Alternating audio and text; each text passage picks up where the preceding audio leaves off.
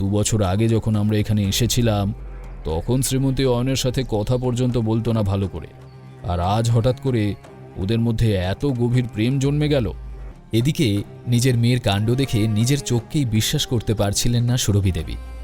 এসব কি পাগলের প্রলাপ বকছিস শ্রীমন্তী? কোথাও যাবি না তুই, যেতে হলে এই অয়ন যাবে, কিন্তু তোকে আমি কোথাও যেতে দেব না। আর আজ যদি তুই এই বাড়ির চৌকাঠ পেরোস তাহলে আর কোনোদিনও এ বাড়ির দিকে মুখ ফিরিয়ে তাকাবি না। আর একটা কথা, তুই বুদ্ধিমতী মেয়ে, তাই বলছি নিজের ডিসিশন বুদ্ধি দিয়ে নে, আবেগ দিয়ে নয়। আসলে সুরভি দেবীর রাগের পেছনে ওনার মেয়েকে হারানোর ভয় লুকিয়েছিল। উনি ভেবেছিলেন হয়তো একটু বকাঝকা করলে শ্রীমন্তী নিজের সিদ্ধান্ত পাল্টে ফেলবে।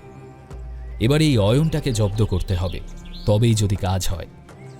আর অয়ন, আজ উত্তেজনার বশে এখান থেকে চলে যাচ্ছ ঠিকই, কিন্তু কাল যদি শ্রীমন্তীর দায়িত্ব সঠিকভাবে নিতে না পেরে এ বাড়িতে ফিরে আসো তখন কিন্তু এ বাড়ির দরজা তোমার জন্য বন্ধ থাকবে, এটা মনে রেখো।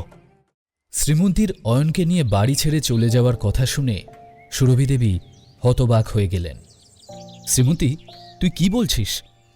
দেখ শ্রীমন্তী, আজ যদি তুই এই দরজার চৌকাঠ পেরোস তাহলে কোনোদিন এ বাড়িতে ফিরে আসার কথা চিন্তাও করবি না। আবেগের বশে কোনো ভুল সিদ্ধান্ত নেওয়াটা তোর মতো ইন্টেলিজেন্ট মেয়ের কাছ থেকে আশা করা যায় না। সুরভি দেবী ভাবলেন হয়তো একটু বকাঝকা করলে শ্রীমন্তী নিজের সিদ্ধান্তটা পাল্টে ফেলবে। আর তুমি অয়ন, তেজ দেখিয়ে এখান থেকে চলে যাচ্ছ ঠিকই, কিন্তু কাল যদি ফিরে আসতে হয় তবে সেটা আর হবে না। এমনিতে বাইরে থেকে অয়নকে শান্ত দেখালেও ওর ভেতরে তোলপাড় চলছিল।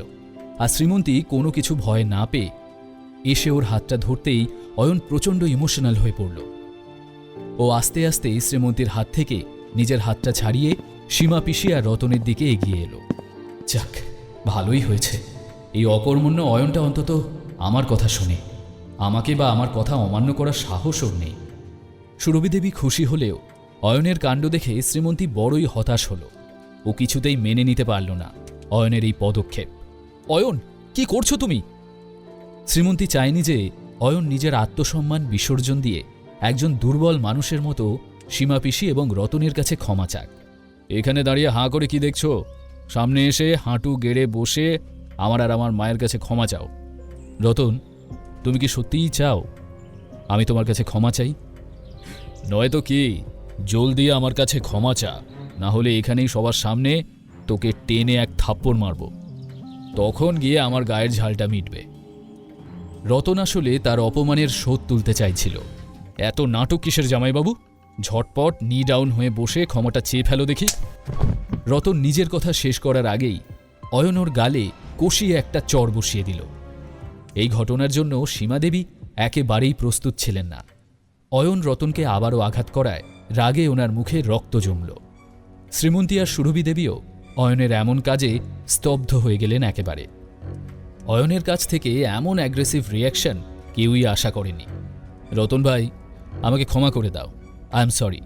একটু বেশি তোমাকে মারধর করে ফেলেছি আমি, কিন্তু আমারও যে কিছুই করার ছিল না, কারণ তুমি আমার স্ত্রীর গায়ে হাত তুলতে গিয়েছিলে।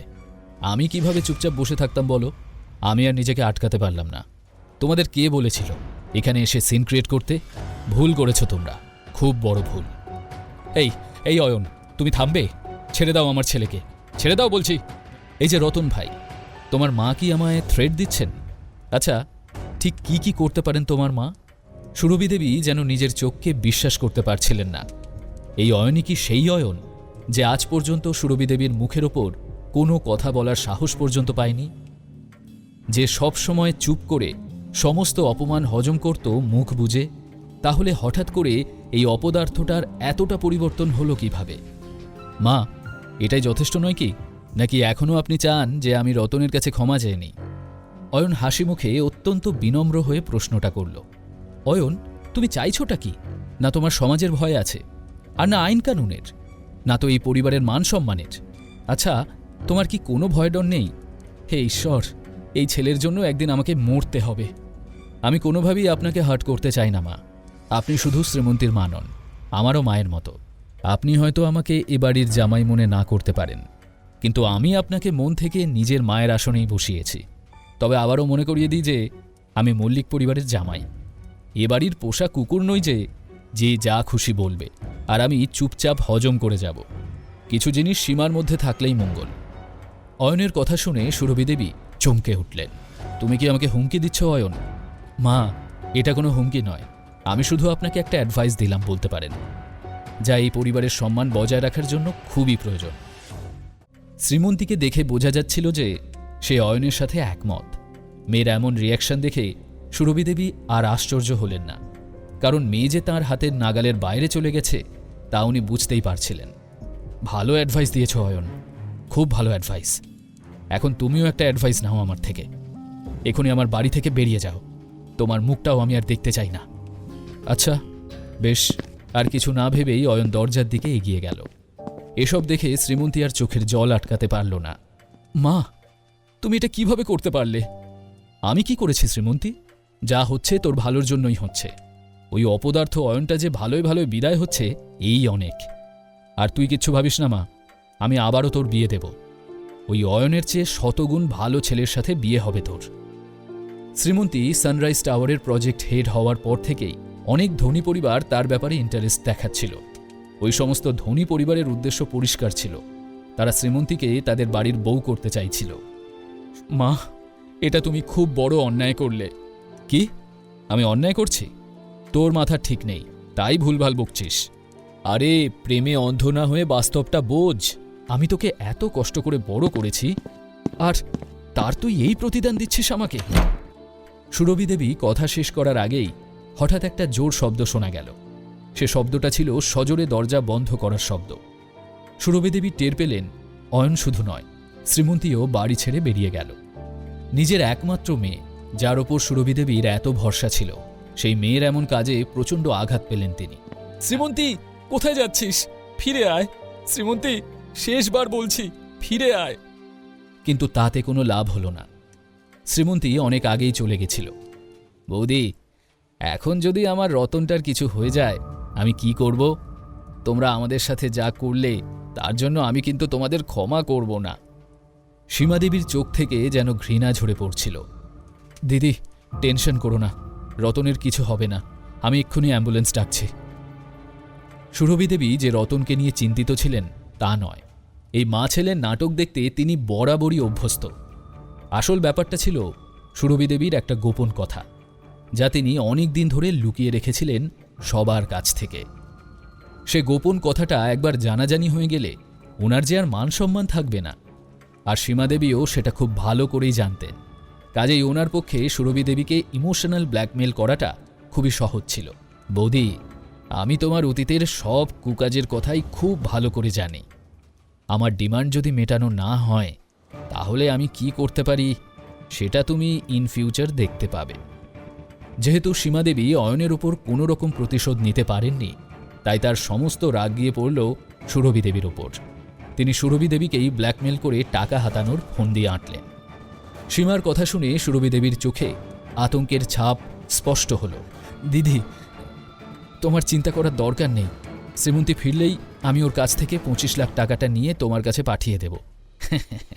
বৌদি, পরিস্থিতি দেখে যা মনে হচ্ছে 25 লাখে হবে না।